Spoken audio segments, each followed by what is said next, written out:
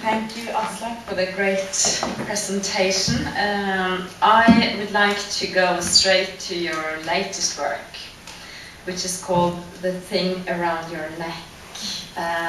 What is this thing around your neck?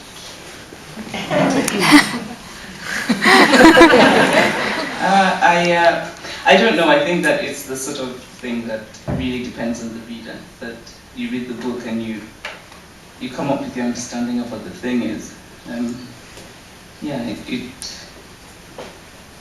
I was discussing with a friend about the title, and we were thinking before we read the book that it was also something could be a jewelry that you get from someone, but it also like ties you down,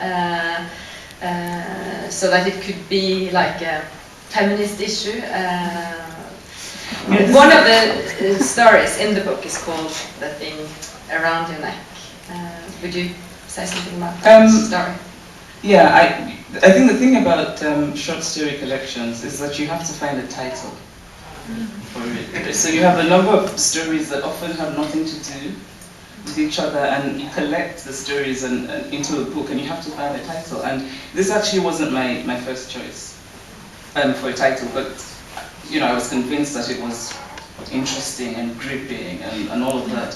So I thought, all right, let's do it. In the story itself, the story that's called The Thing Around Your Neck, I think that if anything, it's about a character who goes to the US and who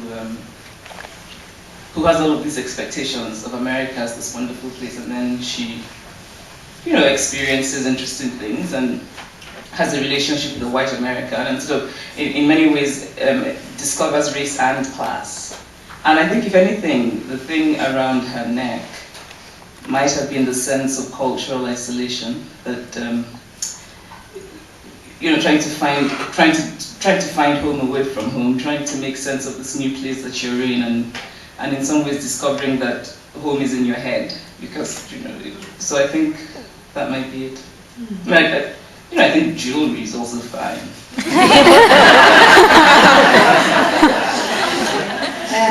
You say that in this collection, well, different stories, and somehow, at least for me as a reader, they are very well connected to each other. And as you mentioned yourself, in this story about expectations, about isolation, it's a quite dark book. Why is that? Or is it? Or do you think the same? So, we were having a conversation earlier. Oslo, and I'm very particular about pronouncing people's names properly. After I was called in London Chimamanda.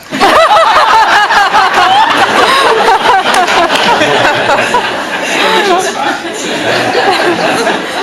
We were having a conversation earlier about children's books, and I was telling her how growing up I didn't really have access to books that, as a child, children's books that reflected my own reality. And that watching my nephews and nieces today, I found myself thinking, maybe I should write children's books, because I was thinking that the books they were reading, I didn't want them to have the kind of experience I had had. But then I realized I can't write children's books, my vision is too dark. I might end up sort of having people being desperately sad or dying. And then I would end up traumatizing my nephews and nieces.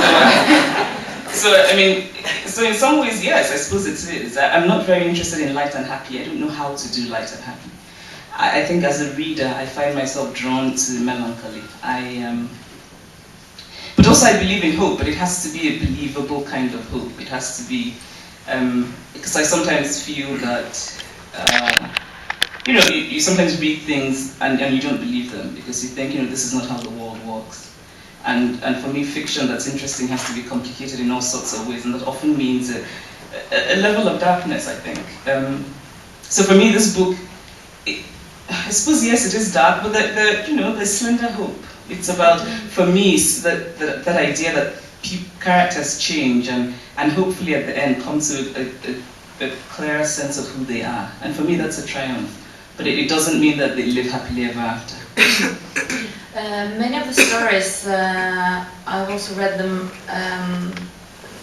about being about dependence. There are people that depend upon getting a visa to get out. They could be dependent upon a husband to be living, or on external circumstances. It's not just like, I want to do that, go for it. Are many of your characters dependent upon their surroundings, where they are, the conditions, the society? Yeah, but it's sort of reasonable. Yeah, but I don't. It sort of seems to me that to be human is to have to live with a measure of dependence on somebody else. Right? That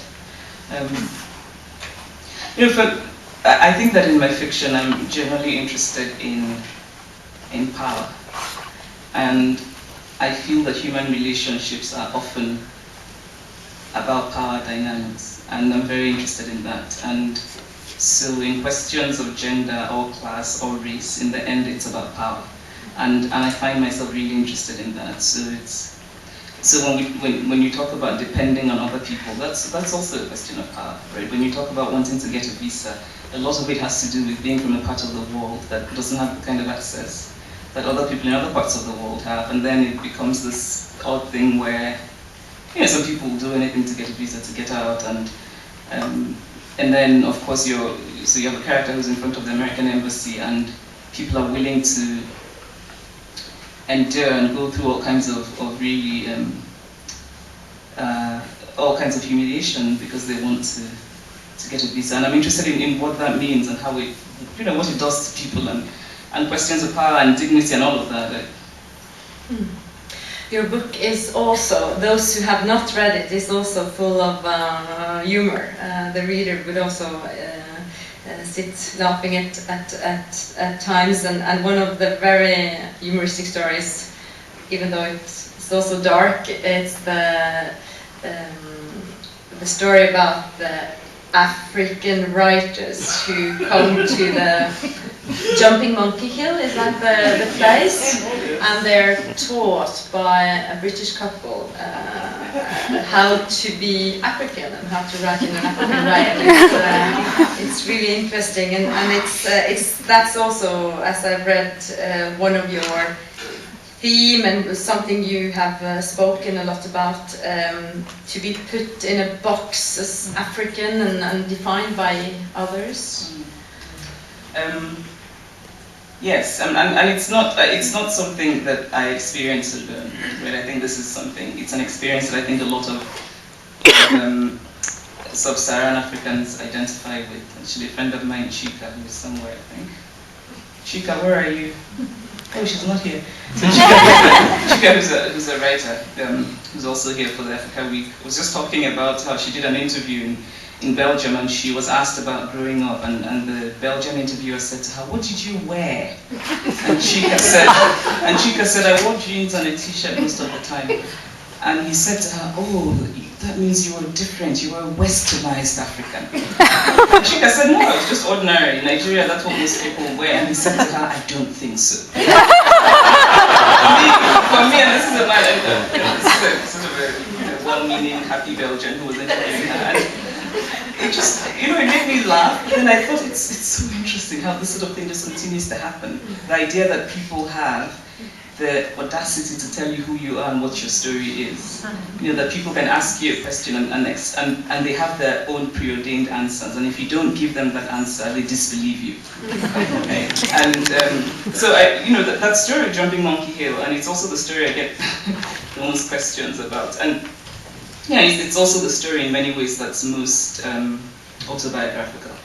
And it really, I did in fact attend a writer's workshop that's sort of similar, and there was indeed an Englishman, and I feel almost bad about it now because I don't want it to be like a witch hunt. I don't want to feel like I wrote this story to somehow demonize him, because it's not about him.